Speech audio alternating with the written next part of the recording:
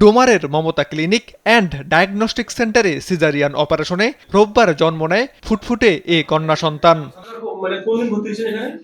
নবজাতকের বাবা মায়ের অভিযোগ, অপারেশনের টাকা পরিশোধে সময় চাওয়ায় চিকিৎসক তাদের সন্তানকে বিক্রি করার প্রস্তাব দেন। এমনকি বাচ্চা কেনার জন্য গ্রাহকও ঠিক করেন অভিযুক্ত চিকিৎসক ফারজানা আফরিন।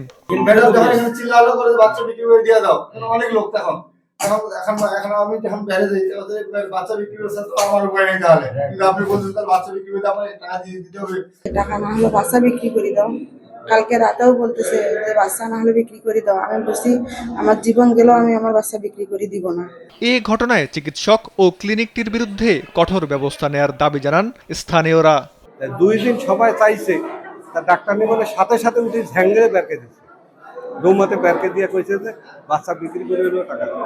আমরা এটা সুস্থ তদন্ত সাপেক্ষে প্রয়োজনীয় ব্যবস্থা করে নেব প্রশাসনের দৃষ্টি আকর্ষণ। এলাকার, আমাদের এলাকার আশেপাশে এলাকার একমাত্র আরএফএল ক্লাস পাইপ নিশ্চিত করে প্রতি ইঞ্চিতে সঠিক থিকনেস ও সঠিক মাপ। পাইপের বস, না কিনলে লস।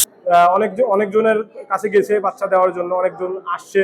আমাদের এলাকায় এই ফারজানা ক্লিনিক দিয়েছে, কিন্তু ওর ব্যবহার আসার খারাপ, রোগীর সঙ্গে ভালো ব্যবহার করে না। এদিকে অভিযোগ অস্বীকার করেন চিকিৎসক ডাক্তার ফারজানা। আমি আমার মতো রোগী দেখি, রোগীর সাথে কথা হয়, আমার মতো আমি চলে যাই। এখন কে এটা তো আমার সাথে তো বাচ্চা নিয়ে কোনো ডিল না, আমার সাথে সিজার হয়েছে, সিজারের টাকা দিবে, রোগী চলে যাবে।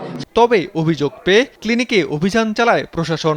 এ সময় অভিযোগের প্রাথমিক সত্যতা পায় তারা।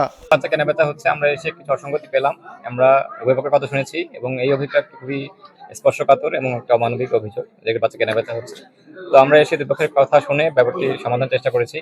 সেই সাথে হাসপাতালে কিছু অসঙ্গতি আমরা পেয়েছি। সবকিছুই আমরা মোটামুটি দেখলাম। ওনারা আমাকে সেন্টার ইন্সপেক্টর আছে, তো ওনারা আমাকে প্রসিকিউশন দিয়েছে যে কি কি সমস্যা আছে, প্রতিবেদন পাওয়ার সাপেক্ষে আমরা পর্যাপ্ত ব্যবস্থা নিব। এছাড়া দায়িত্ব অবহেলা, পর্যাপ্ত জনবলের অভাব এবং দায়িত্বরত চিকিৎসক না থাকার মতো বেশ কিছু অনিয়মের জন্য ক্লিনিকটিকে 1.5 লাখ টাকা জরিমানা করা হয়েছে। সীমান্ত বর্ধন, নিউজ ডেস্ক, দেশ টিভি।